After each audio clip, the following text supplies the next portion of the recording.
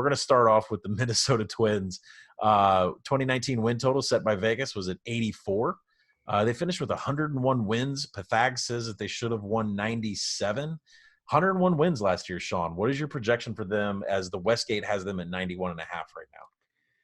Yeah, so I'm at 89. Davenport also at 89. I was at 84 earlier in the offseason, pre-Donaldson signing, pre-Maeda trade. So I think Minnesota's really made some strides to put themselves right back where they were last year, or ahead of where they were at the beginning of last season. I believe that was projected closer to, 82-ish around this time last year. So, this team is ferocious offensively. They broke the major league home run record last year with 308 home runs. Third in position player WAR projected this year. They brought back most of their key pitchers, Odorizzi, Pineda. Pineda was the worst victim of bad defensive luck last year, so he's certainly someone to keep an eye on this year. He pitched very well. He was just harmed by ill-timed fielded balls or balls in play getting through. I'm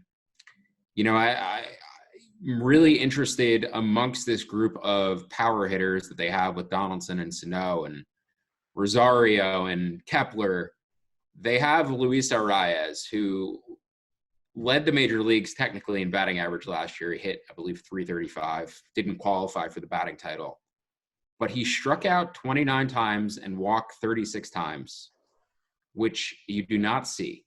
You don't see guys anymore walking more than they strike out. I mean, that's a throwback number. Mm-hmm. And to do it with such a high average, he was doing it with infield hits and such, and he's not, projected as a 300 hitter going forward. He was the number 17 prospect in Minnesota's system. But when you can have a guy who can move the chain along like that amongst a group of power hitters, I think that's a differentiator.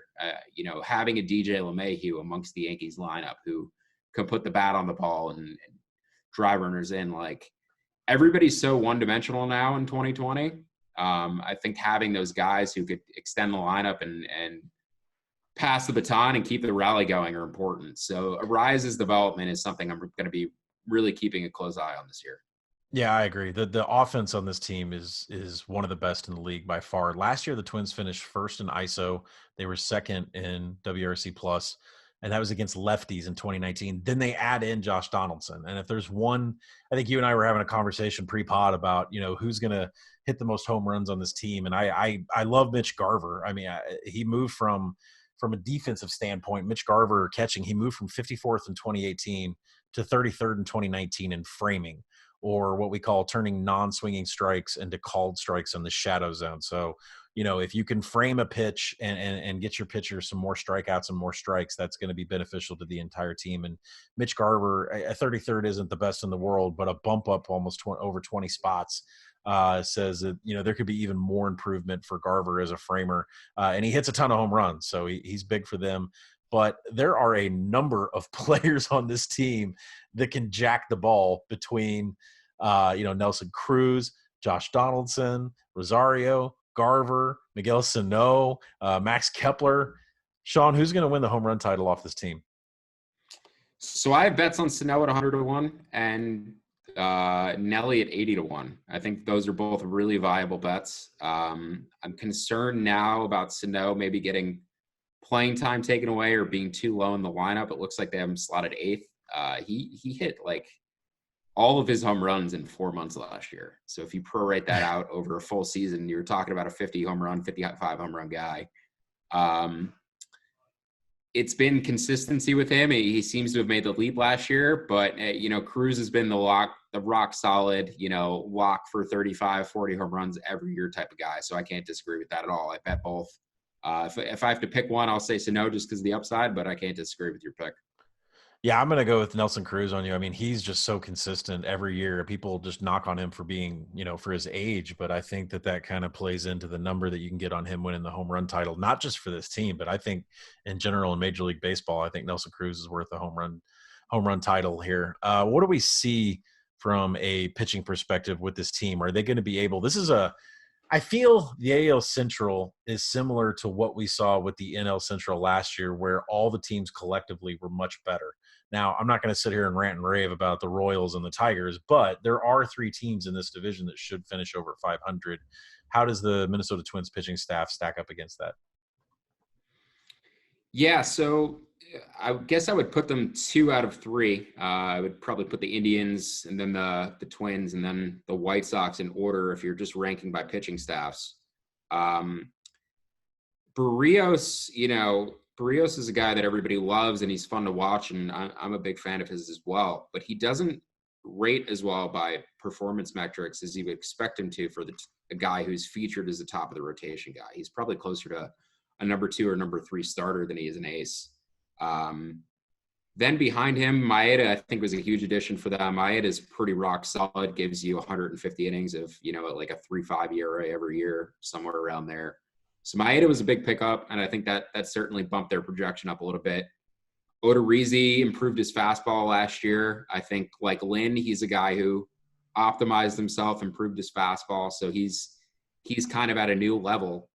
But then beyond that, it's really where the question marks come in. So it feels like a lot of these teams in the AL or a lot of teams in baseball have 3 very effective starters. And then there's a huge drop-off, and they kind of have to figure it out from there. Homer Bailey started throwing, a new offering last year. I think it was a cutter. He bumped that by like 20%. So Homer Bailey could also be doing some different things. And Oakland traded for him in season. They clearly liked what he was doing. He seemed to perform well for them down the stretch. But then you get to the number 5 starter, and you're looking at Yuli Chassin.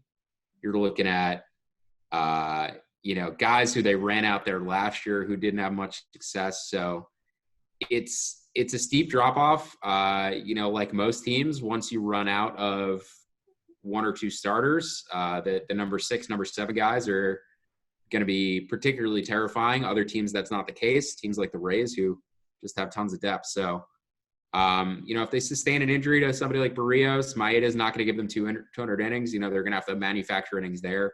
It's a little shaky, and it's a little bit overrated, I'd say, probably compared to what you think they are. But this lineup's going to carry the day, and they should certainly be in contention for the division, if not make a wild card at minimum. It's nice seeing Rich Hill on the roster. For those of you who play fantasy and play in quality starts leagues, that guy is the king of going 5 2/3 and not quite getting the quality start that you need out of him. He's one of the most frustrating players to ever own in fantasy history. You mentioned Bailey working on a new pitch, and I think that's really important for people that are looking to bet spring training baseball, those of us crazy enough to do it. And you have to realize that when pitchers come to spring training, they're almost always working on new pitches. They don't really care if they let guys on. They don't really care. They're not trying to throw their best stuff. They're trying to throw maybe their third pitch in their arsenal they're working on, or maybe something new. So with Homer Bailey working on a new pitch, I think it's important to look to see what day he lines up in the rotation in spring training and taking over in those games. So definitely something to be looking out for there. The Kenta Maeda trade for Graterol is interesting, because I thought he was probably one of the highest top prospects, and they wouldn't let him go. I wonder what the GM and what Rocco Baldelli saw in him to let him go. They definitely needed help on the pitching staff, but we'll see if that pays off there in the end. It's interesting too, because they have 3 high-level hitting prospects who are all, I believe they're all outfielders. So there's a chance, or they have a shortstop and 2 outfielders, Royce Lewis, Trevor Larnach, and Kirilloff. So there's a chance, if they were willing to be aggressive with Graterol and signing Donaldson, they might work a trade in season using packaging some of these top guys to, go out and get a top of the line pitcher. Whether that's a rebounding Chris Archer, whoever it may be, there's a chance that Minnesota continues to upgrade. They're already all in at this point, seemingly. Why not continue to be? So to wrap it up on the Twins, Vegas Westgate has them at 91.5, and Sean's got them projected at 89. There's a little bit too much love for the Twins in the market here, as you can get them to win the division, win the AL Central at minus 165, but the fair odds that Sean sets is plus 133. So definitely there's just too much love on Minnesota, right? Yeah, I think so. I took a under bet on them at 90 when they were in the pre-Donaldson point of their offseason. I should have just realized that they were already all in. That's really something you have to read with these teams, like we discussed before. The obvious contenders and the obvious sellers, like, it should be from that point, obvious which teams to stay away from or which way you should lean based upon that info. So, it's a bet that if it was still at 90, I'd be trying to buy out of. I think I'll just ride it at this point, but I don't see any value on either side of it.